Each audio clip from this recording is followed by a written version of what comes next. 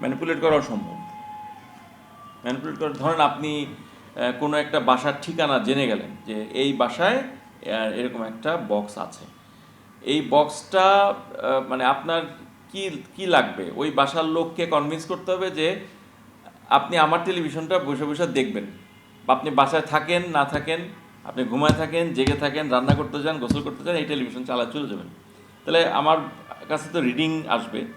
তো এটাও কিন্তু আমাদের আবার সিস্টেম কিন্তু এটা ধরতে পারে। আপনি যে ডিজিটালাইজেশনের কথা বলেছেন, এখানে কিন্তু আমার সিস্টেমটা এটা ধরতে পারে যে ধরুন অ্যাবনর্মাল ভিউ।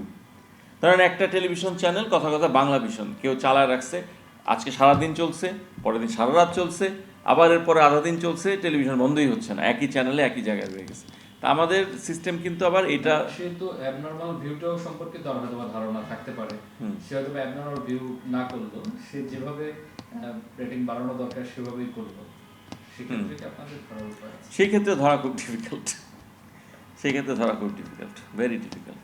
ধরেন একটা না 1 ঘন্টা দেখতেই পারে, একটা নাটক চলছে 1 ঘন্টা দেখতেই পারে, অন্য চ্যানেলে ভালো অনুষ্ঠান চলছে তাও সে এটা দেখছে। তো এইটা আসলে ধরার উপায় আমাদের নাই। বিভিন্ন টেলিভিশন চ্যানেলের নাম দিয়ে ফোন করে, ফোন করে তাদেরকে বিভিন্ন ধরনের অফার দেয় যে আপনি আমার চ্যানেলটা দেখবেন, আপনি মাসে এই করে পাবেন, অমুক জায়গায় আপনার টাকা পৌঁছা যাবে, একটা বিকাশ নাম্বার দেন, এই করেন সেই করেন, এরকম কিছু বলে, বা আপনার বাসায় গিফট পাঠাবো, অনেক ধরনের প্রলোভন দেখায়। তো তারা আবার এগুলো মাঝে মাঝে আমাদেরকেও জানায় যে স্যার এরকম কী দিলেন বাসায়, এখন তো বিভিন্ন দিক থেকে ফোন আসে।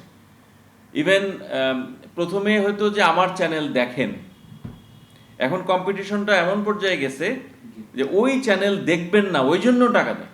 তো মানে আমরাও এটাতে খুব বিরক্ত স্যাটেলাইট কোম্পানি হিসাবে, যে এটা কি একটা জিনিস আমরা নিয়েছি, এটা তো আমরা ম্যানেজ করতে পারছি না, আমাদের সাথে কাস্টমারদের সবার রিলেশনশিপ খারাপ হয়ে যাচ্ছে। আজকে আপনি হেসে কথা বলছেন, টিআরপি রেটিং খারাপ হবে, আপনার রেভিনিউ কমে যাবে, there is no reason for you to come and talk to me in a peaceful manner. হ্যাঁ, আপনি আর্থিকভাবে ক্ষতিগ্রস্ত হয়ে গেছেন।